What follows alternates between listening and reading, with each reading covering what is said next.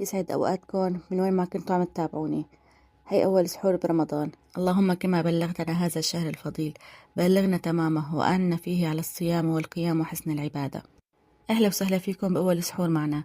يا رب يكون شهر خير وبركة علينا وعليكم، شهر جبر خواطر واستجابة دعوات، وشهر تتبدل فيه الأحوال من حال لأجمل حال يا رب العالمين.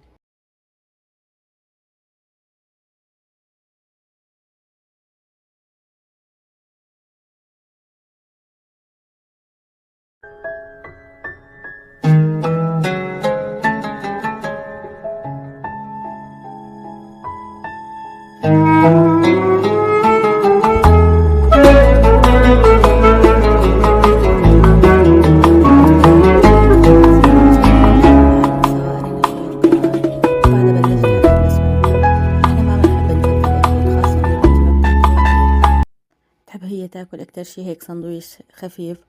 بعمل لها هيك مثلا أحيانا خبز التورتية، بحط له شوية مية بندورة أو صلصة دبس فليفلة يعني، وبحط فوقها إيش أوان، وبحط لهم هيك شوية أوريجانو، وبعدين بأمر لها إياهن. يعني هيك خفيفة كتير بتحبها هي. ومثل ما عودتكم دائما بكل فيديو بحب أترك لكم شي صغير تستفادوا منه، يا أما دعوة يا نصيحة يا حكمة نعيشها سوا. ودعوتي إلكم اليوم: اللهم أصلح قلوبنا وقربنا منك، واجعل رمضان بداية خير وتغيير حقيقي في حياتنا. ونصيحتي إلكم اليوم: لا تخلوا رمضان يمر هيك بس أكل ووصفات، خليه يكون فرصة حقيقية نصلح شي بيننا وبين ربنا أو بيننا وبين الناس. تسامحوا وتقربوا، احكوا هيك كلمة حلوة بينكم بين حالكم، بينكم بين الناس، يمكن كلمة واحدة تغير يوم كامل عند حدا. وهون أنا كنت عم كمل السحور. أنا دائما بحرص يكون السحور خفيف ومغذي، يعني شوية أكل بتحبه ومعهم طبق فواكه أو شوية مكسرات، لأنه بنتي أبدا ما بتحب تاكل. بقى هاي الفواكه بتعطيها شوية طاقة ترطيب، بتخلي اليوم أخف وألطف إلها. وأنا دائما بقول مو المهم إنه نملي السفرة، المهم ناكل نتغذى، يعني شي تقبله، مو والله حطينا أكل وبعدين قمنا مثل ما هو.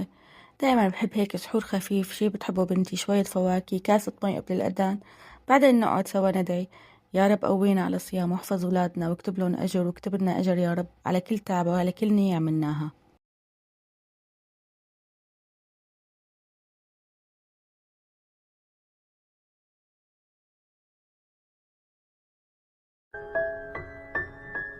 بنصحكم إذا بدكم كمان الأولاد ما يعطشوا كتير، خليهم يكتروا خيار على السحور.